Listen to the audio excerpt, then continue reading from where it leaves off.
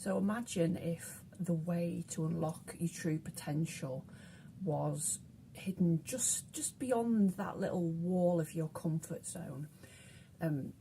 What if you could just break through that wall, and every kind of step you take through that, past that, into the unknown, what if that was the place where you found a more empowered and creative and confident version of you, and ultimately of your life? Hi, I'm Sarah from Empowered Mothers Network, supporting mothers to be the best version of themselves. This is episode 31, and this episode is Beyond Resilience, Embracing Discomfort for Growth.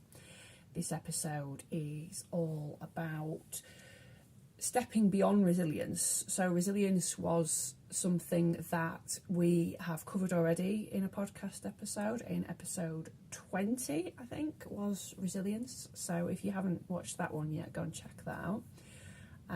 But this episode kind of links on from that, but it's going a bit further than resilience, and we're more talking about actively embracing discomfort as like a catalyst for growth, and really pushing through the comfort zones together. So let's dive in.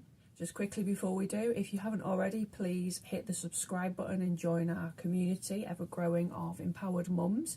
And you're welcome to sign up to the fortnightly EMN journal newsletter as well. Otherwise, let's get started with this episode. All right, let's talk about what comfort zones are, how pushing through them can lead to personal growth, and some strategies as well, maybe, that we can use right away, just as baby steps to start pushing through them. I think the first thing I want to really say about comfort zones is that I think, again, in modern society, we have a lot of emphasis on pushing through comfort zones, and you know, being I've talked about this before, like being productive and doing things, and really kind of sacrificing everything else to push through and to keep going. So when I'm talking about pushing through comfort zones today, I'm not talking about doing it from like a place of striving and pushing, in that we're giving up everything else. You know, we're kind of sacrificing our own health and well-being, and we're, you know, doing it at the expense of maybe other people around us. But I think, yeah, pushing comfort zones is probably slightly different to pushing in general and pushing for productivity, and finding that subtle balance when we're a bit more balanced as well in our like masculine and feminine energies too. That's a lot more helpful as well when we're coming from a heart orientated place. It becomes a bit more easy to discern. So, you know, as an example, somebody who's just kind of pushing forward with a project, even though all the signs that they've been getting and the feedback that they've been getting is that maybe they shouldn't be, or maybe that now's not the right time. We have to take that into consideration as well. So there's a lot of variables about pushing comfort zones. It's not just necessarily that you see something you want and you've got to shove everything out of the way for it. So we're going into this episode really with that mindset that, you know, we're doing the work on ourselves. We're going through our cycles of growth, and we are becoming more aware of that subtle difference between where we want to just keep going because maybe we've started something, for example, and we've got quite far along, and to give it up or to let it go feels difficult. So the subtlety between that and between the times where there's something where we know intuitively it will be really good for us, and there's some medicine in it somewhere, but we don't want to do it. We just got so much fear or resistance, and that's when we have to push through that comfort zone. So that's the kind of situations I'm talking about today for pushing through comfort zones, are the ones where you kind of know deep down that this is the right way to go, and this is what you need to do, and there's, you know, you could almost see like all the bountiful fruit on the other side, but maybe it's probably fear is the biggest one that keeps us from pushing out of the comfort zone. Because comfort zones are safe, predictable spaces where we avoid, we avoid the risk, we avoid the discomfort. It's a safe place to be. It's the known, it's the familiar to our lovely thinking brain. And to go outside of that is just, the brain doesn't feel very safe. So we tend to stick with what feels safe, but ultimately that can limit our potential. And the brain's just doing its job, isn't it, in terms of the survival mode. The animalistic brain is just wanting to keep us safe.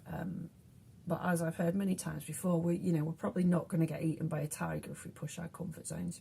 So they are there designed to keep us safe, but in the modern world now, they're not always doing that, in terms of sometimes there is potential for us. There is things just a little bit further down the road that really, if we just push through that comfort zone, that animal brain almost, that fear, that resistance, that would really kind of change almost the trajectory of our lives, the potential that we have, the physical reality around us. And that for me was what fell down as well with a lot of law of attraction teachings nowadays. The ones that sort of get too focused on, I want this material thing that's over here, I'm just going to change my thoughts and it's going to come into my reality. But usually it doesn't really work that way, does it? There's a lot more complexity to it than just kind of sitting back. It's the teachings where you're kind of just sat back passively aren't the ones. The gold stuff is at the other end of the rainbow, as I say, and often the biggest rewards and potential for us is just outside our comfort zone. So we did talk a little bit in episode 20 about resilience, which is kind of a similar topic to this, but not quite the same, because resilience is something we need to cultivate in everyday life, and that helps us keep going through the harder parts of life. Whereas pushing our comfort zone is more like a proactive kind of effort to sort of grow before the challenges arise. So whereas resilience is probably needed more in the trenches in the moment of harder situations, ultimately pushing our comfort zone is kind of like exercising a muscle as well. So the first few times we do it might be, really difficult and really hard to get through, but as we keep doing it, we might find it maybe not become easier, but it becomes more of a known thing, and in that way we can become more familiar with it. So we know pushing our comfort zone, there's potentially a lot of gold at the end of the rainbow, for us, in terms of personal growth and potentials in our life and opportunities. We know it generally it can be, if again, as I said before, if we're coming from a kind of grounded, balanced place and we are rising, rooted, then we are able to make that discernment that, in a particular situation we need to push our comfort zone, and we just need to stretch ourselves a little bit more and break through fear and resistance. And once we do, if we're kind of pushing through and stepping into territory that's not really familiar to us, it can actually often uncover a lot about us that maybe we weren't aware of, or maybe we didn't think fit our own narrative. So strengths and talents, for example. So if you're pushing your comfort zone, in terms of doing something, I use this as an example because it's happened in my own life as well. So say, for example, you do feel really called to do a certain thing in life that maybe, you've not done in practical reality before. Sometimes we feel really drawn to things and called to do things, and we'll read all the books and we'll take all the courses, and then it just kind of gets sat on because it may be too much to get out there and actually practice or share something with people, and it just feels too fearful and too overwhelming, and that's when comfort zone kicks in, and that's when we realise we have that wall of resistance. But if we are to break through that, we might realise that once we do break through that, once we do get out there, practice, take action, get it out into the world, that actually suddenly we understand a little bit more why we were feeling so called to do that, why we felt so drawn to do that. Because this might be when, you know, hidden skills or talents or things that we didn't really think we were very good at can actually come to the surface. So you might want to do a certain job or have a certain career and think, well, you know all about it, you feel drawn to it, but you don't feel in some way that you're good enough to do that. And that's where pushing the comfort zone is maybe on the other side going to show you that, you know, once you do the work on your self-worth and your limiting beliefs, and you actually get out there and do it in the world, you might find out that, oh, actually, you know, you are quite good at listening. People are then giving you feedback. People are telling you, oh, I really enjoyed that, or this is really good, or I'm glad you shared that because I feel the same way. And that ultimately then helps to build your confidence. So sometimes, you know, if it's a practical skill or trade or something that we're wanting to do, but we are having to step out of what feels comfortable a little because we're not used to doing it, it can be that once we get some feedback on that and we get a little bit more confidence, that we can practice a little bit more and then actually become more competent in like a practical skill sort of sense. So they're like a kind of little feedback loop there. The more competent you feel at something, the more confident you're then going to feel. And as you feel more confident about something, that's going to show up to other people. You're going to end up drawing more people to you who need your help or your services or your products or whatever you're feeling called to go for. And then ultimately the cycle continues. And new experiences can be hard. They can be hard for anybody. Some people find them more hard than others. I find things very, very hard in terms of going into new experiences. I know for me and a lot of people, it can bring up like a lot of anxiety, and that is just the biggest thing to break through. Is even sometimes when you're telling yourself mentally, you know, this is okay, I'm safe to go and do this. I'm enough in this situation. Even when you're telling yourself that on a mental level, you can still sometimes feel it physically in the body, because the body remembers. The body hasn't quite got the message yet, because although, you know, your thinking brain is telling you all these things, you're all right, you know, you're good enough to do this, it hasn't quite yet filtered down into your subconscious brain. So that's picking up and feedbacking almost subconscious brain to body. So your body hasn't got the memo yet, really, that you're actually all right at this. And as a result, you can then feel that, you know, that mismatch between what your head's saying and what your body's telling you, and there can be so much anxiety. But if we push through again, I don't like to say push all the time because it implies a really pushy energy, but it has to be in this case.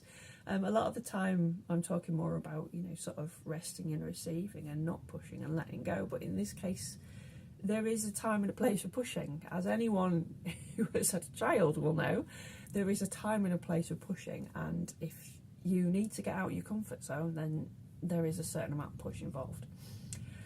So when we do that, there can be also these new experiences, these new situations, that are unfamiliar to us.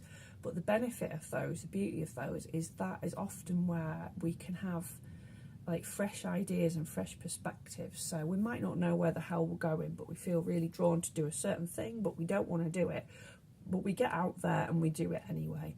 And then once we do, that actually then, even just interacting with other people and hearing what they have to say and their ideas can just trigger a thought in your own mind, and suddenly you've got a new idea coming through about where you could go next, or you've got a new perspective on something.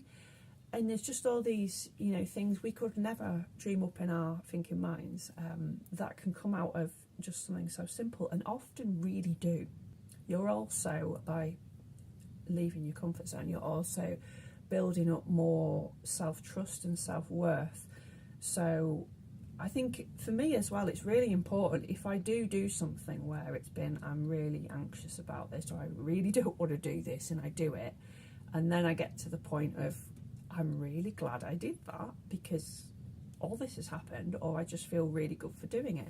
It's important afterwards for me to, just take a little bit of time to recognise for my own self that I've done that, and almost to just sort of say to myself, well done for doing that, because I could easily just have said no or made an excuse or something, but almost to give yourself just a little bit of self-praise where it's due. If you have done something difficult and you've done it, just to give yourself a little bit of self-praise.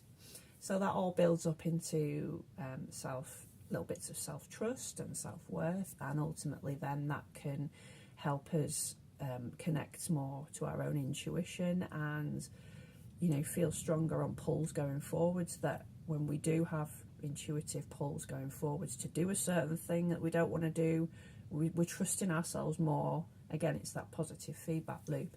So we're trusting ourselves more that actually, okay, if we do push through that and go to do that situation, that something good will come of it. So let's talk about a few strategies for pushing comfort zones, if pushing comfort zones is what we have to do at this time.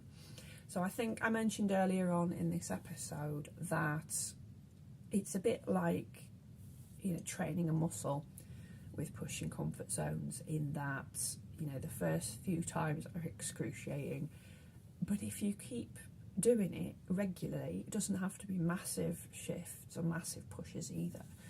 But if you keep doing it regularly, you kind of then start training that muscle, and it becomes not easier, as I said, but more familiar.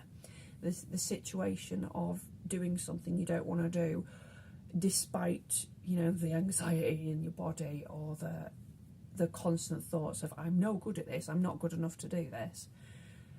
That constant, I'm going to do it anyway, thank you for those thoughts, but I'm going to do it anyway, becomes more familiar, and in some way then it sort of does become a little bit easier to go into that situation, even if it doesn't become easier per se to push through a comfort zone, if that makes sense. So as with any kind of training or practice, the easiest and best way to start is just with really small steps as well. Another aspect of this is that we're mothers, so we are always very busy, and doing anything massive can seem really overwhelming if you are in a situation where life is busy and things are happening all the time. So to start with something small, so that might look like, starting a conversation, maybe you go to a regular group, or you go out somewhere and maybe just trying to start a conversation with somebody if you're not a natural conversation starter, as many of us aren't. Something small like trying a different routine, saying if something else works. So a personal one for me was that I wanted to get into doing massage, which I had, kind of took loads of training courses over the years and practiced and things, and never really quite got out there with it. So to push my comfort zone was to actually get out there and really massage people. So to do that, I just set up like a little evening session with a couple of acquaintances, and I set it up outside of the house, so it's in like a separate situation from my day-to-day life. And yeah, I kind of just pushed through, even though, I felt like I'm not good enough to do this. but I pushed through and I just took a couple on, and yeah, I did it, and I feel better for doing it.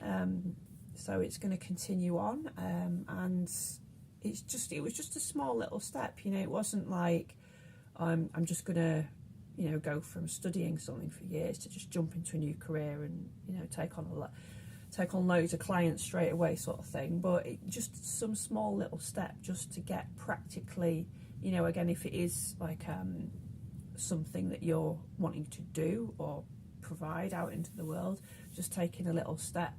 Even with like videos and stuff, if you're wanting to do podcasts or whatever, and you're really nervous about talking on video, I'm still not like 100% fantastically woo about talking on video, but because I've been doing it regularly, I'm a bit more used to doing it.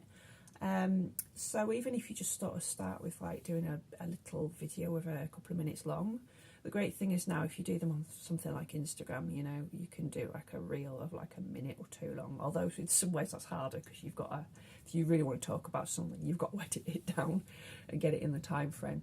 But you could do a short video, you could write, just something really short and post it, just getting something out there. Really, just getting something out there, whatever it is, writing, painting, speaking, massaging, leading a group, whatever, just getting out there and making a start, however small, just making a start. And definitely once you have made a start and took a step, definitely afterwards, once you've done it, really making sure that you do praise yourself and hold that space for a second and say, hey, I did this, I'm well done. So if you're watching this video and you want to set yourself a little challenge, maybe there's one thing you could do, one thing this week, just this week. So another good thing is kind of setting a little bit of a time frame as well. Sometimes if we say, I want to do this thing, but we don't set a time frame or we don't have a physical time frame to it, then it sort of becomes I'll do that, and it happens one day. So sometimes the discomfort of having an actual timeline to go to, it might be in a month's time, or it might be in 2 weeks' time I'm going to do this, or by the end of the week I will have done X thing. But some kind of timeline, it does put a bit of pressure on, but it's a kind of, as long as it's a realistic timeline, it can be just that little catalyst, just that little extra shove across that we need really to break through. So is there anything you could do either this week or by the end of the month? I'm just thinking this when I'm recording this and when the podcast goes out. So this podcast episode will probably go out in a couple of weeks, so it'll be getting more towards the end of the month. So whatever works for you, but setting a bit of a timeline and saying, is this one area of your life where you feel like a little bit stuck and there's just one little thing that you could do to push a comfort zone there? If you've got an idea of what that could be, let me know in the comments below and we'll see what we get and come up with, and we can support each other. Also, another strategy or another tip I've got with pushing comfort zones is mindset shifts. So I'll go back to the example I was using of me doing massage. So when I thought about that and my brain was worrying about it, so I think you kind of not necessarily go into negative worst case scenario, this is all going to go wrong, but if you just have a little bit of a what if moment, so what would be the worst thing that could happen if you push your comfort zone and went and did whatever it is you want to do? What is the worst outcome for you there? What would be the worst outcome of that situation? Would it be that nobody saw or heard what you had to say and shared? Would it be that somebody laughed at it? Or would it be that somebody said, oh, that was rubbish? So what would be the worst sort of case scenario for you? And then what would be the best case scenario? And the possibility that it might lie somewhere, most likely in the spectrum between those two polar opposites. But if we can kind of have a bit of a mindset shift about it as well, so, you know, even if we got to the side of the spectrum where it didn't go how we wanted it to go, and that we were more towards our worst case scenario, what could we look for in that? So in terms of the massage situation, I think probably for me the worst case scenario was that people would say it's shite, really. You're shit at this. And then I zoomed out a little bit and I thought, okay, that's the worst case. The best case scenario obviously would be everyone was like, oh, that's amazing, great, when can I come for another one? And yeah, obviously the reality was somewhere in the middle. So even if the worst case scenario had happened, zooming out a little bit more, to me it was rather than me getting caught up and worried in about other people's reactions, if I zoomed out a little bit more and said, what is it that, you know, what's the benefits for me in terms of doing this situation, in terms of just generally pushing my comfort zone? If I go and do this massage evening or whatever, then for me it's I've pushed my comfort zone. I've done something that consciously I didn't really believe I could do. So even just the act of me showing up and doing that, whether or not I do it well or whether I do it fantastically or absolutely shit, that's not the reason of this. That's not the thing to focus on, but more the fact that I've shown up and done it and pushed my comfort zone, and that's actually then contributing to my own self-growth. So if we look at it a little bit differently, you know, zoom out and look at the wider picture of why we're doing it, you know, why we're feeling called to do it, and the potential that it could bring for just doing it and showing up, then it can be a little bit more helpful as well to spur us on to push through and to do it. And a final strategy as well is if you've got somebody for like accountability, you know, it's invaluable to have somebody where, you know, up until the point you've pushed through the comfort zone, you just got somebody to kind of soundboard off a little bit to say, you know, how you're feeling, because you're most likely to be feeling kind of anywhere from anxiety, fear, just general resistance, just I do not want to do this, but I feel that I have to. So somebody, if you don't have any physical person to soundboard off, then even just journaling it out is really useful as well. Just writing everything down, writing all your fears down, everything that your thinking mind's coming up with, throwing at you to try and stop you from doing it, get it down on paper and, you know, like read it another day.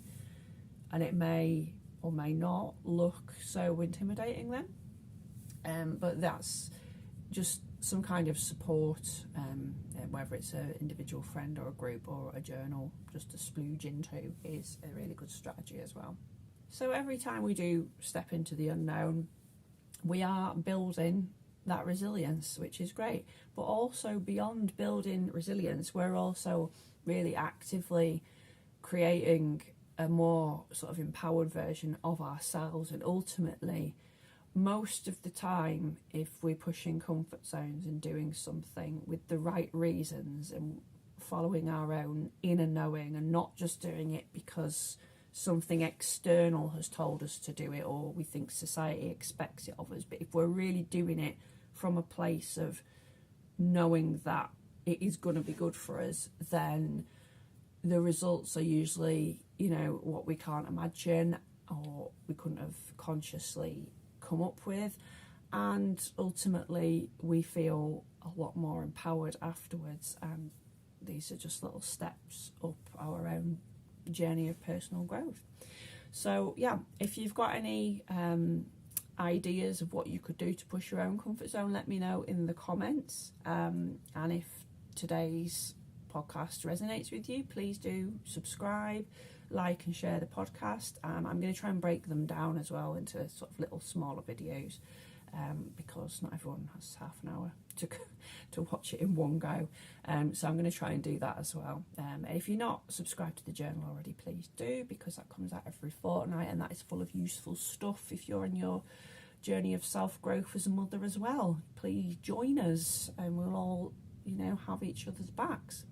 Otherwise, I will see you for the next podcast episode.